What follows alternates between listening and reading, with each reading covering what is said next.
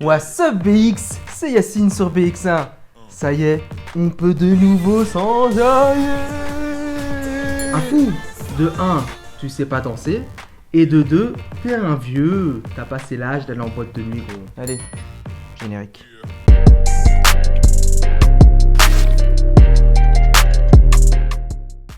C'est officiel. Depuis ce 1er octobre, les boîtes de nuit peuvent rouvrir leurs portes et accueillir les fêtards.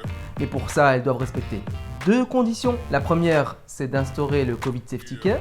Et la seconde, c'est de mettre en place une ventilation avec des normes à respecter. Si la première condition est acceptée, forcément, aller en boîte et zouker à une distance d'1,5 mètre, c'est un peu chaud. Ah gros, d'habitude t'es pas marrant, mais là, franchement, là c'était marrant. Bien joué mec, bien joué. La seconde l'est un peu moins. Quand le ministre fédéral de la Santé, Frank Waldenbroek, annonce le 17 septembre dernier qu'il faudra ventiler les discothèques, pour les gérants et fédérations du monde de la nuit, c'est l'incompréhension.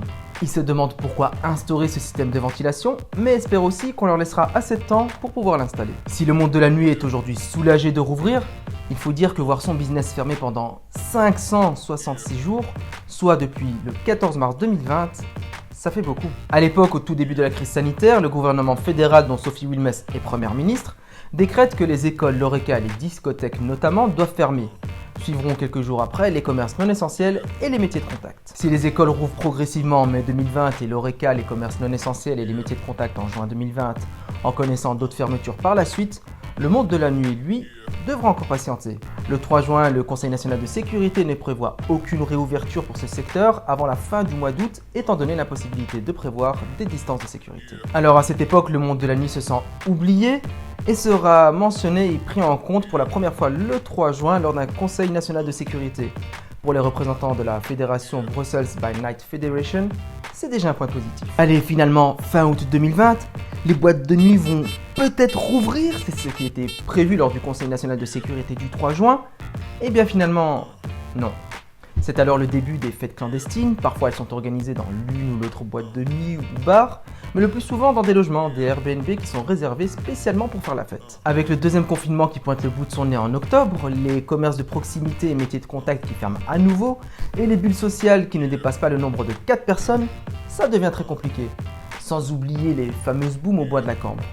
Pour le monde de la nuit, il faut rouvrir afin d'éviter ces fêtes sauvages et clandestines. À Bruxelles, on recense 91 lieux qui ont le statut de discothèque et dont les frais fixes oscillent entre 8 000 et 45 000 euros.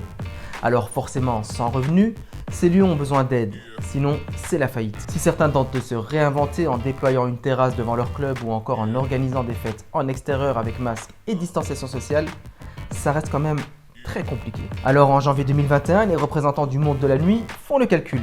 Ils ont perçu entre 7 000 et 9 000 euros d'aide de la part de la région sur l'ensemble de la période Covid, à savoir 9 mois à l'époque, alors qu'ils estiment que les pertes varient entre 150 000 euros et 800 000 euros par établissement. Ils devront patienter jusqu'en avril pour avoir une aide conséquente avec la prime Tetra. Cette prime mise en place par le gouvernement bruxellois entend soutenir les discothèques, mais aussi les restaurants, les cafés, l'événementiel, la culture, le sport, le tourisme, etc.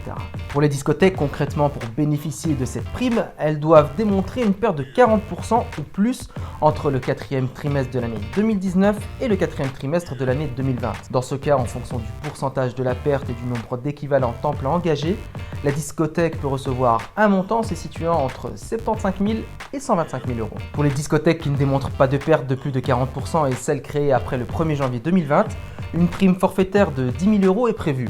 Il s'agit là d'une première petite bouffée d'air. La deuxième petite bouffée d'air concerne l'organisation du club open air. Entre le 6 août et le 19 septembre dernier, 11 dates sont choisies pour organiser des soirées dans 11 lieux différents. Les lieux ont été sélectionnés à la suite d'un appel à projet. Les candidats devaient rentrer un dossier qui présentait une programmation et démontrer leur expérience en tant qu'acteurs de la vie nocturne bruxelloise. Si l'entrée était gratuite, il fallait tout de même disposer d'un Covid Safety Care et puis le lieu devait accueillir au maximum entre 1500 et 2000 personnes. Et puis la troisième bouffée d'air, cette réouverture complète des boîtes de nuit depuis ce vendredi 1er octobre. Si le Covid Safety Care est bien accueilli par le monde de la nuit, la divulgation tardive de la nouvelle et l'instauration de la ventilation le sont moins.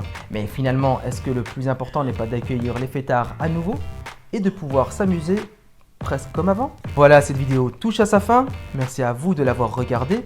Dites-nous dans les commentaires si vous aussi vous attendiez impatiemment la réouverture des boîtes de nuit comme Mister ici à ma droite. Quant à moi, je vous dis à la semaine prochaine. Ciao les amis.